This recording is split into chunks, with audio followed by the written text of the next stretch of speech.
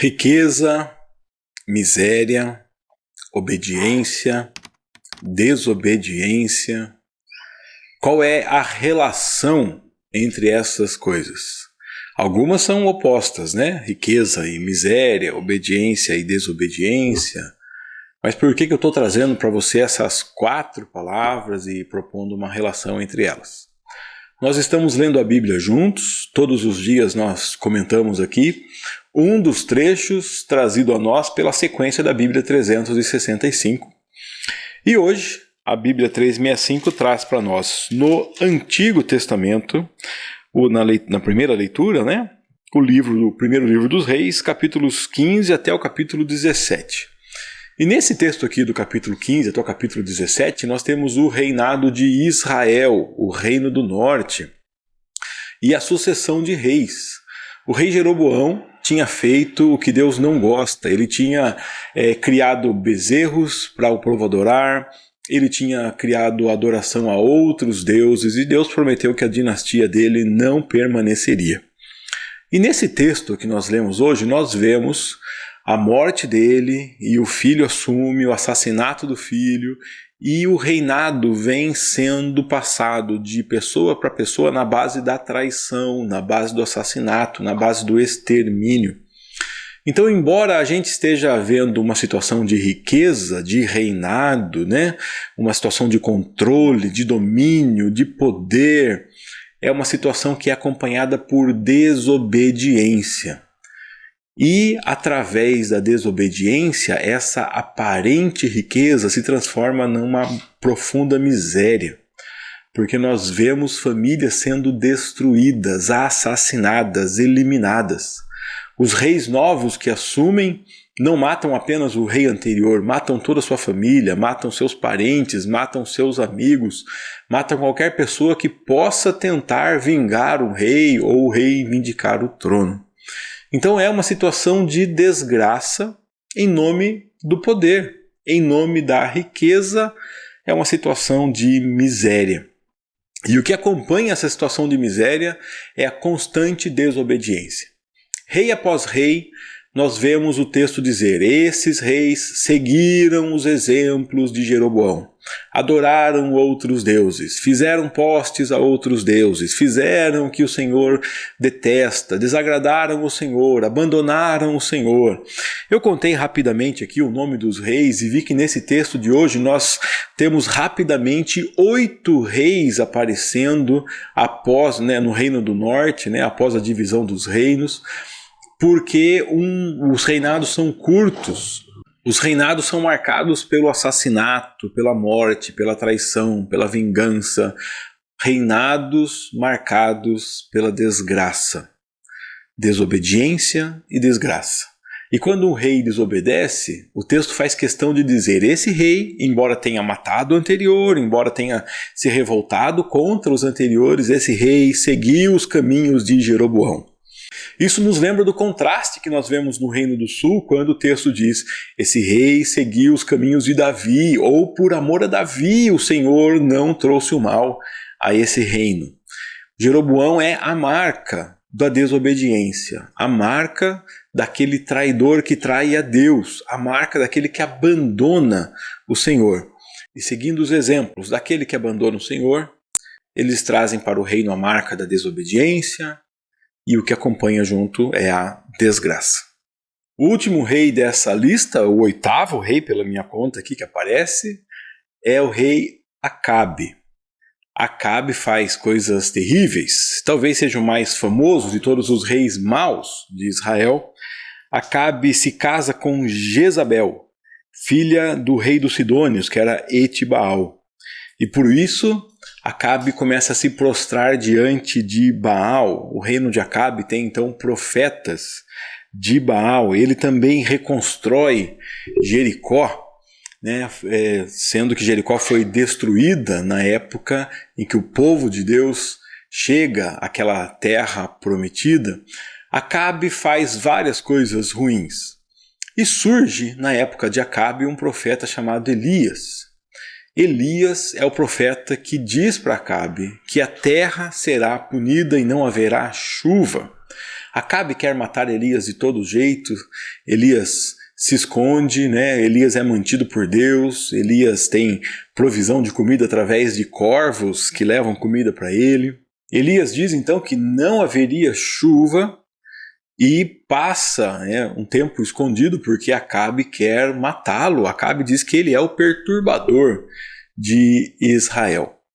Nesse cenário, onde todas as conquistas por poder trouxeram miséria, desgraça, morte, confusão, briga, intriga, nesse cenário que a busca pela riqueza trouxe miséria, nós temos Elias indo para uma cidade chamada Serepta, enviado por Deus, e Deus diz para ele: lá você encontrará uma viúva, e essa viúva vai te sustentar.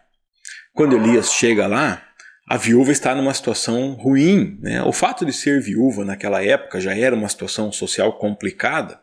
A viúva tinha um filho e ela estava ali prestes a morrer. Quando Elias pede para ela água e um pão, ela fala: olha, eu tenho água, não tenho pão e só tenho um pouco de farinha, eu vou fazer um pão para mim e para o meu filho. Elias fala: não, obedeça a Deus, eu também estou obedecendo a Deus. Faça um pão para mim. E depois que você fizer um pão para mim, você vai fazer um pão para o seu filho e para você. O azeite que você tem lá na vasilha e a farinha, quando você tirar para fazer para mim, eles não vão acabar. E ele está profetizando um milagre. E é isso que acontece. Ela tira a farinha para fazer o pão, tira o azeite para fazer o pão e continua tendo azeite. E ela vai tirando e o azeite não acaba e a farinha não acaba. E Deus traz uma situação de riqueza para aquela situação de miséria da viúva. Porque houve obediência.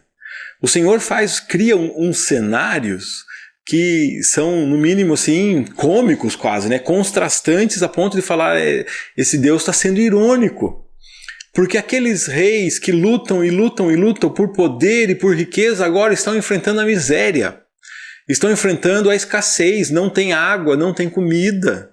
Eles estão tentando arrumar pasto para não perder os rebanhos, mas não conseguem. E enquanto isso, lá na casa de uma viúva, numa situação que era de miséria, o profeta chega falando: obedeça o Senhor.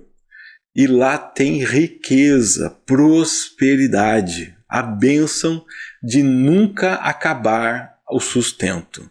De uma fonte que você fala, essa fonte é pequena, essa fonte não vai durar. Mas aquela fonte pequena, limitada, jorra ilimitadamente. O quanto tira de azeite, permanece azeite. O quanto tira de farinha, permanece farinha. Tem mais uma cena que está na leitura de hoje, que é quando o filho dessa viúva morre. E Elias então ora para Deus, falando: Deus, por que o Senhor trouxe essa desgraça para essa família que me acolheu, que te obedeceu, que abençoou? E nós temos mais um sinal de bênção, de prosperidade, de riqueza dentro da obediência, quando Elias ora e a vida volta àquele menino e ele ressuscita.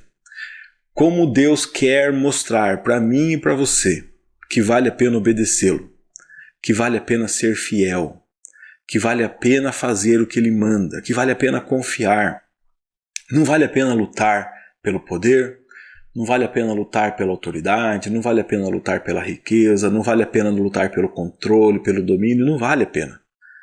Porque todo poder, toda honra, todo domínio, todo controle tem dono. Eles são do Senhor e só o Senhor é aquele que tem poder sobre todas as coisas e controla todas as coisas.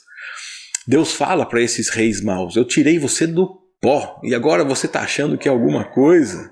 Agora você está querendo dominar e fazer a sua vontade, me desprezando. Eu vou acabar com você. Você será destruído, e eles são destruídos. Enquanto isso, aqueles que estão realmente no pó e sabem que estão no pó e sabem que aquela porção de farinha é a última, aquela porção de azeite é a última, essas pessoas têm a provisão e o cuidado de Deus diante da obediência ao Senhor. Me diga uma coisa: você quer obedecer ou desobedecer? Você quer obedecer e confiar e ser cuidado por Deus, mesmo que você não saiba o que vai acontecer? Ou você quer confiar nos seus instintos, nos seus planos, na sua força, na sua estratégia, E fazer a melhor estratégia, nem que tenha que matar pessoas, odiar pessoas, passar por cima de pessoas em busca do poder. O resultado com Deus é o resultado da satisfação, o resultado do sustento, o resultado da alegria, da obediência. Eu não sei o quanto você terá, mas eu sei que será o suficiente para você viver alegre e satisfeito. O resultado pela busca, pelo poder, pelo controle, pelo domínio, é o resultado da miséria, o resultado da tragédia. E eu peço a Deus que Ele me livre e te livre dessa miséria, dessa tragédia, dessa enganação que é a busca pelo poder, pelo domínio, pelo controle.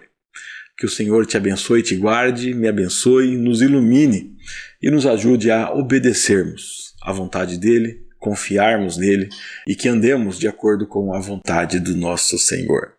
Foi muito bom ler com você mais um trecho da Bíblia e espero encontrá-lo aqui na nossa próxima leitura, seguindo a sequência trazida pela Bíblia 365. Antes de ir embora, procura aí o lugar de dar aquele joinha no vídeo, deixa um like, verifique se você está inscrito no canal e se entende que essa mensagem pode abençoar outras pessoas. Compartilhe com os amigos. Deus abençoe você, até o próximo vídeo, se Deus quiser.